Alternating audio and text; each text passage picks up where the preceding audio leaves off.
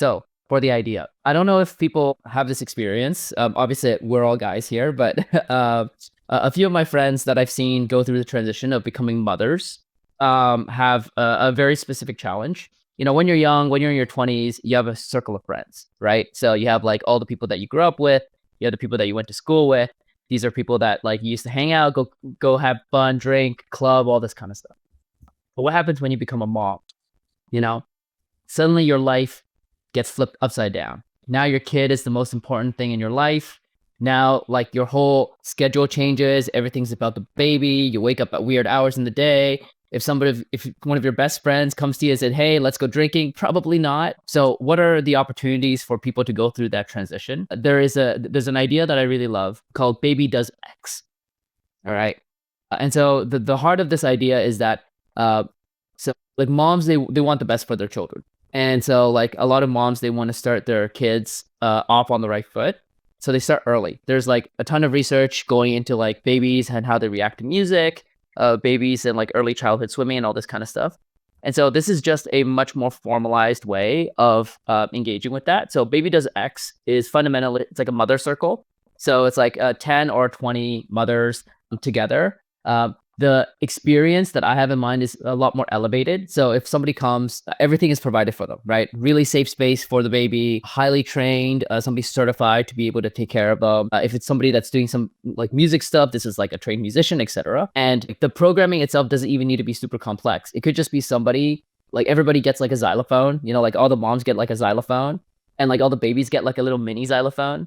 And the person up front, they just like hit a note, they're like C, like, don't see. And then like all the moms, like they look at the babies and they hit the note and they go see, and it's a really good way for a few things. Number one, mother-children bonding, I think is something that people would be really engaged with. Number two, and this goes back to the original point, like for the moms themselves, like this is their new circle, this is like the new group of friends that potentially that they can connect with. And the reason is because if you think about like, who is the actual person making the decision for the baby? It's not the baby. The baby doesn't know that they want the music yet. It's actually the mom. So it's a mom that's interested in music and wants to take her baby there. And so you're in a room where all the other moms also have that shared interest. And it could be something else, right? Like baby does taekwondo, baby does swimming, baby does Brazilian jiu-jitsu. It doesn't matter. The mom is the one that's super interested in that. And so all the other moms in that circle are also super interested in that. And so I think it like combines a lot of really interesting needs together for people going through that transition. And there are a lot of different ways that it can like move forward. So like an example would be for babies between 3 months or 4 months or something where their heads are still floppy. So this is also the time when it's the most challenging for mothers as well, because this is right at the beginning of that motherhood journey, right? And so if you're in that circle and you're working with the baby at that early stage, there's also potential for a different program when the baby is 1 year old, and then when the baby is 2 years old. And eventually what this could turn into is like, it could turn into a bit of a feeder program for like existing educational institutions, things like Montessori or something like this, and actually give the baby a leg up in terms of like early stage development. I'm not sure if we go into questions or something like this, but happy to share something more detailed as well. Single right now, so on to you, Josh. I'm single right now, so on to you, Josh. Well, it is interesting to me because while I'm not an expert on this space, I have actually heard of some people in my world who have started creating content around motherhood, and they've seen a lot of success with it. And it just overall, it seems like a high opportunity space, especially for the content side of it. And I think that's where you could sort of find a way to distribute this. It could be through a podcast or anything like that, because there's really just a lack of content for available that's coming out freshly for pregnant mothers, because a lot of people really like to a lot of people will really like the idea of, say, a podcast that's like, I'm a woman bearing a child and starting a podcast and saying, hey, like I'm on my month 1 of pregnancy right now, and I'm going through this journey. we're going through this journey and we're talking about it together, and going along with that, that's just something that's going to be inherently compelling. And maybe it's not a podcast, that it could also just be a simple TikTok series or something like that, just depending on whatever your skills are more leaning towards. And that also just gives people something to do that is in person. Like right now, I think a lot of people are really just looking for any type of way to be connected with people that are, sort of going through the same walks of life as them. Like you said before, especially when you're going into motherhood, it's very natural to see that, other mothers will befriend each other naturally, because like they're going through the same thing in life, and they want to share that story with each other. If we were simplifying this though, like for the listeners, like how would you actually put this into execution, like on the MVP level, I guess, so to say? Yeah, it's a really good question. So like, I think probably the easiest is to just go to a place where there's a little bit of density, right? So I mean, Toronto is probably a good place, somewhere where there's a little bit of density of people, and then just going and trying to find mothers. So probably the easiest place to find them is there are already groups out there, like Facebook groups or like Reddit groups where people are like congregating together. So that's one. Number two is people have certain behaviors when they're like just starting out, right? Like moms going to the Costco section where they're going to go buy diapers, right? You can just go stop all the moms that are buying the diapers. So I think that there are like some existing pools that already exist, because like the reason I think that this probably has a bit of a like an easy start is because it's been a problem for a while, right? Like it's not like as if this is just a new thing that mothers are experiencing. But I think, especially from what you said, where social media, I think, plays a big part now in people's lives, it's a lot easier to reach out to people, because in the past, I think a lot of what it would take to build something like this would be primarily push based. So like I would need to push people, I would need to sell people, be like, hey, do you want to come to my program? But I think now with things like social media and all this kind of stuff, like a lot of it can be inbound, right? We can show people like, hey, here's the experience of being a mother. Here's what building new relationships in a mother circle look like, right? This is the experience of a mother circle. This is the experience of motherhood. This is how you find people at around the same age of the baby, right? Because like a baby changes a lot from like 3 months to like even a year, And so like, how do you find people who are going through the same stage of that journey together? In the past, it was hard for people to discover, but now it's going to be really easy with things like social media. So my personal feeling is you can do it two ways. One is definitely, I think content is going to be a very big part of this, because then people can actually discover this thing that you're looking to provide. But then the other part is there are already existing pools of people, Reddit groups, Facebook groups, all these kind of things, where people are already congregating, and then you could just go in and like tap into those kind of existing institutions. Yeah, that makes sense. I think, especially knowing how it being localized is an important aspect. It makes me wonder if you should even consider flyers in neighborhoods, and, doing it in focused pockets of the city where, again, there's a high density of family, probably in an area where it's mostly single family homes. And, Yes. just putting out flyers for that, you would then be able to connect people with people who are in their neighborhood. Like you can connect with other mothers who literally live down the street from you. There's a ton of obvious benefits that would come on, added to that.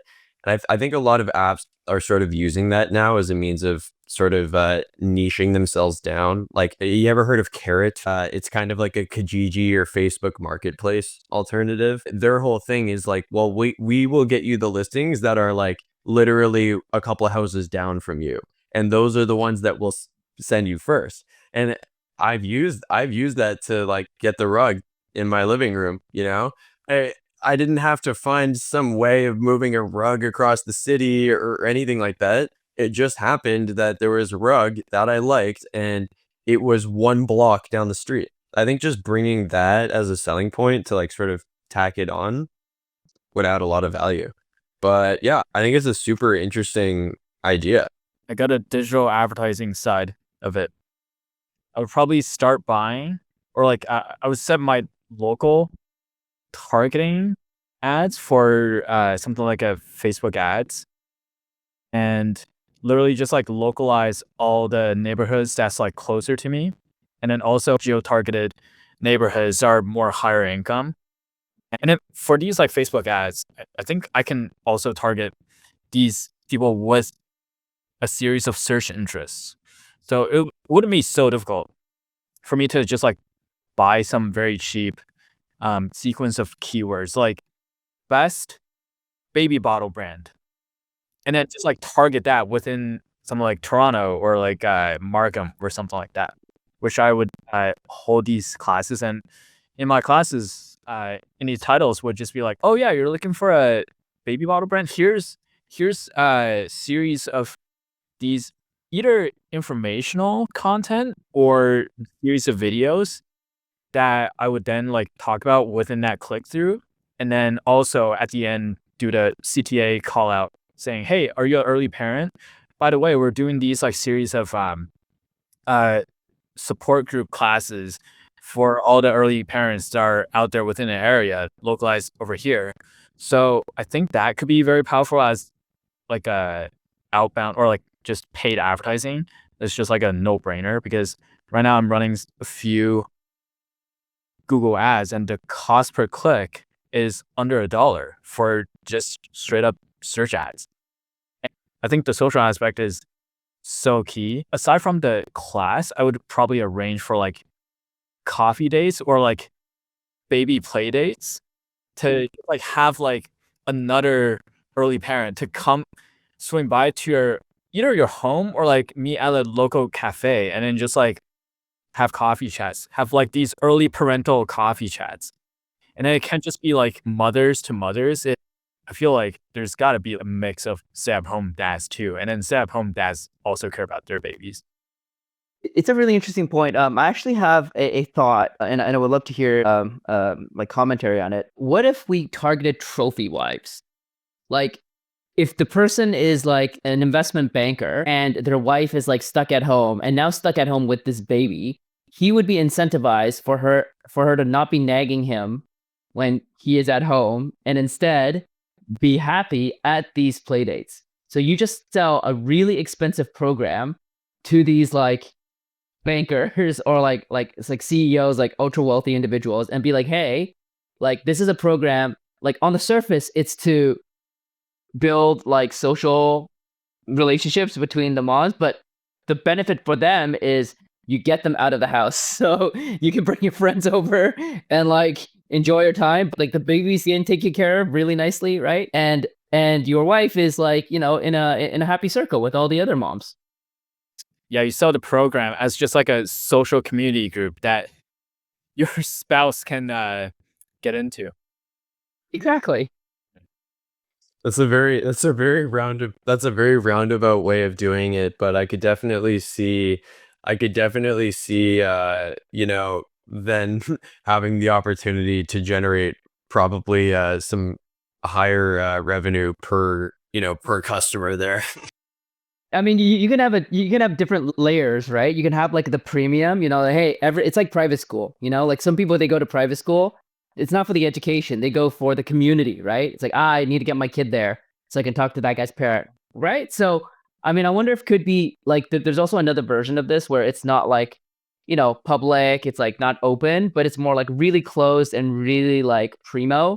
And so like, hey, if you're part of this group, you get, I don't know, all the baby stuff, right? Like music and like taekwondo and like all the things that people love, everything. But the only way for you to get in is that you're in a very specific, you know, socioeconomic like stratus. When you get in there, you know, like, hey, that mom I'm meeting, she's the, you know, wife of the founder of blah, blah, blah, right? Or the CEO of you know, like that's Yeah. somebody quality, right? Yeah.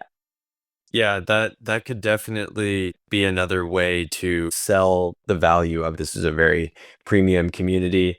And I mean, that's totally happened in the world of dating apps. So, any other, community focused thing is probably open up to that. I mean, hey, I bet one day there will even be some type of Luma that only has, the nicest events. That's definitely a powerful tool to use there. It's interesting because like if we take this even like just a little step further, I think a lot of people used to use things like education, right? Like which university you went to. They might even use geography, like, oh, you're from this country. Like that used to be a big differentiator in terms of like status, and like people are looking for those things, right? But now I think there's like a lot of equality everywhere. In which case, like there's certain people who might still be looking for status, but where? Like some people still want status. And so this could also be interesting in a way where it's like, just like your example of people looking for like the app where it's like, hey, you need to do something to get in, or like events, hey, you need to do something to get in, right? Like maybe it's not even just money. Everybody has money. Like it's something a little bit further. Like you need to do an interview, or like you need some kind of strong vetting to be able to get in. Like I think some people would really like that because like they don't want, like just be in a room with random people. Yeah. And knowing that their kid isn't running around with some freak, you know. having more vetting for just the network that you're surrounding your young child to could actually be something that is really important to some parents, because like what you're saying about private school, that right there can be the sole reason that people will decide to spend tens of thousands of dollars that they don't need to spend because there's public schools available, but they'll do it anyways because they're focused on that intangible network and just status symbol. Exactly. But yeah, I love that idea, Michael.